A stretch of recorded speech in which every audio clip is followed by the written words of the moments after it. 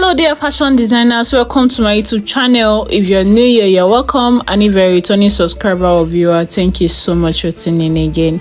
So in today's video, I'll be showing you how to draft this beautiful bustier blouse, the hem, how to draft the hem of the blouse, how to draft the neckline, and I'll be showing you how to draft the sleeve. Okay, the sleeve is a puff sleeve and I love the way it's sitting on her. So if this is something that you're interested in, please make sure that you watch till the end. So let's get started.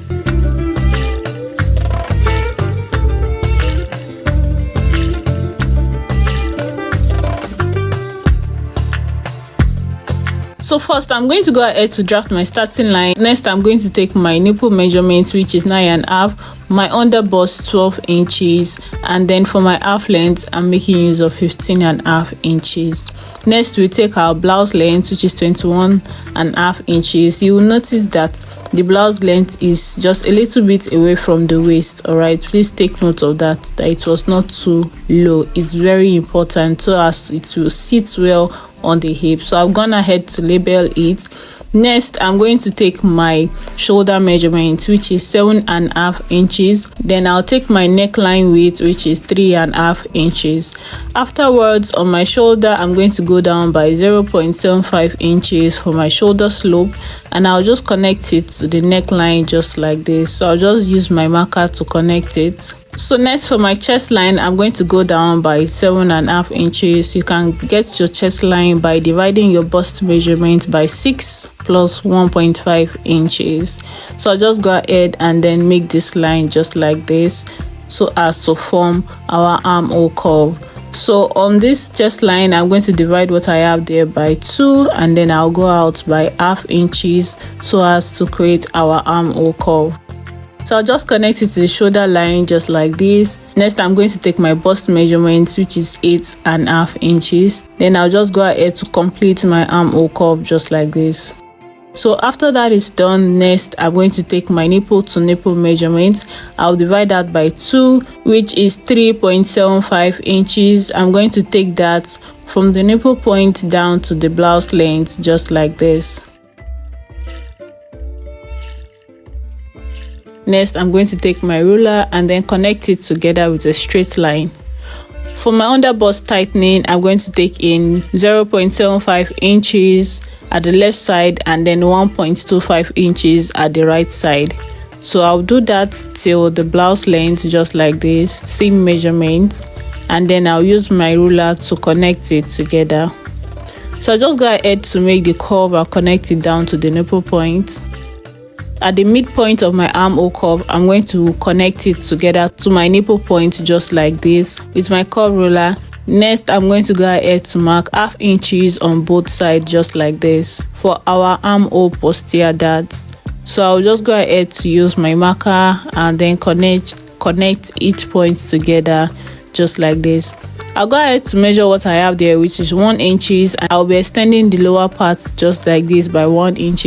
I will also extend the armhole area also here by 1 inch. This is very while taking an armhole posterior. So I'll just go ahead to connect those points together like this. Remember, it should not be pointed, so I'll just make the shape just like this.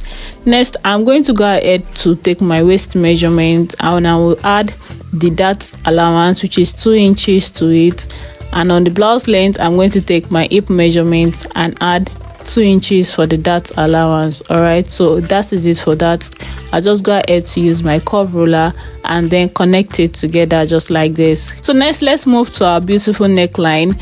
Just like I did earlier, I marked 3.5 inches. All right, that's for the width, and then for the depth, I'll be marking 6 inches. This is going to be a guideline for the whole thing. Okay, you can choose to mark 5.5 inches if you want to. So for the lower part here, instead of 3.5 inches, I'm going to mark 4.25 inches. All right, because we are trying to form like a queen Anne neckline. All right, and then we go ahead to manipulate it.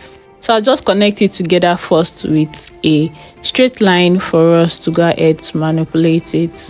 So here I'm going to mark 3.5 inches, all right, and I'll just make this dotted line just like this for the triangle which was out at the neckline. Okay, then I'll go up by 0.5 inches at this point because it had a little bit of sweetheart neckline at the lower part. All right, so I'll just use my curve ruler to connect it like this. And for the triangle shape there, I'll go out by 1.5 inches. You can choose to go out by 1.75 inches if you want to. I'll use my marker to mark the neckline so that we can see what we have. So this is what we have. I was not really okay with the sweetheart neck, so I'm just going to be going down a little bit to make it more sweethearting. Okay, so next I'm going to go ahead to take my tracing rule, and then I'm going to trace it so that I can take that same pattern on the other side so as to draw the pattern for the hemline of the blouse. So I'll just go ahead to cut the neckline. I don't need to trace that since it's the same thing on both sides, and then I'll go ahead to cut the sides as well, and I'll just cut it out just like this. All right, so I've gone ahead to trace it out and as well use my marker to trace it out just like this. So to draft the hemline at this midpoint here, I'm going to go up by 1.5 inches. I actually went up by 2 inches at the end of the day, and at this part here I went up by 0.5 inch. Now take note that whatever I'm marking at the dart area, I'm marking the same thing at the dart area because we are going to cut out the dart, so it has to match. All right, so I'm taking 0.5 inches here and 0.5 inches on this part. I measured 1.5 inches the other time there, so I'm going to take 1.5 inches at this other part as well. So I'll go ahead to use my curve ruler to connect it like this to form our slope. So like I said, the dart has to be the same thing. You can as well just cut everything out, then use your masking tape to connect it, and then you can go ahead to draft the hem of the blouse. So after connecting it like this together, normally on our blouse we need to go up a little bit, like 0.5 inch or 1 inch. So that's what I'm just trying to do at this point. I don't want it to be straight. Our blouse are not straight at the side, it has to have this curve. So I'll just do that like this, and then I'll just go ahead to cut it out and then reshape it if need be. So that is what I was trying to say earlier, that I later went up by 2 inches. So I was not feeling the hem of the blouse, so that's why I went up by 0.5 inch so that the curves will be much more visible. So I'll just use my marker to connect it down just like this, and you can see that the curves are much more visible. So I'll just go ahead to cut it out. So that's it for the hem of the blouse. So this is what we have for the blouse. I've gone ahead to use my tape to join it together so that you can have a better view of it. So next I'll go ahead to draft my sleeve, and for my sleeve I'll go ahead to draft the starting line just like this. Then for the length, I'm making use of 3.5 inches. We also need to add extra for the curve allowance, or that's about 1.5 inch to 2 inches. So I'll just be making use of what I have here on my pattern paper. So next on the starting line here, I'll just mark 2 inches as a guide for my puff sleeve. You can try this also straight on your fabric without a pattern. All right, I have a video on how to achieve a puff sleeve. I'll leave the link above. You can check the link that will appear up. All right, so I'll just go ahead to use my marker to make a slopy line just like this. Apart from the length of your sleeve, okay, you also need to add the puff sleeve. Now when you look at the image of this sleeve critically, you will see that it was slanted, like it has this asymmetric line. Take note of that while determining the length of your sleeve. So like I said, for better understanding, please check out that video.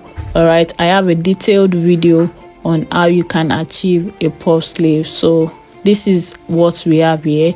So you can see how I'm pleating the paper together, and I'll just use tape. Now you can see that the paper, it's puffed up, so you need to give it that allowance. So if you want your sleeve to be around 4 inches, all right, make sure that you add 1.5 inches to it, all right, for the puff allowance. So this is how we got it. You can also take note of the hem of the sleeve. So that's it for this video. Thank you so much for watching. See you in my next video. Bye.